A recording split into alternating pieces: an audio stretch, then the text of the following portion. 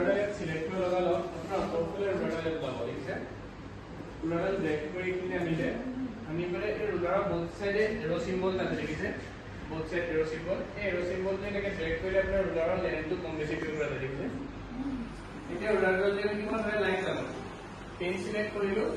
তারপর ইয়ার পর সেটাতে ফ্রিহেন্ডি লাইন আপনি লাইনটা আপনার সিধা হবে 1 সেন্টিমিটার আগে মেজারমেন্ট দিয়ে অনুমতি ধরে গেল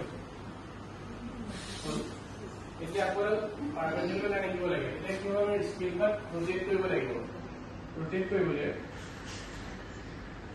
এই ৰোটেশন দেখিছে এৰোস্পেটো বলকে এটো যদি কইলে আপোনাৰ স্কেলটা ৰোটেট হৈ গিছে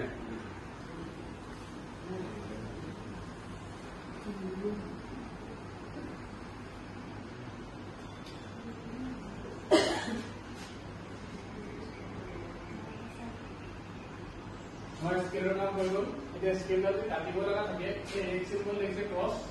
এটা মই ট্যাপ কৰি দিব স্কেল বাদ গুচি যাব এটা মানে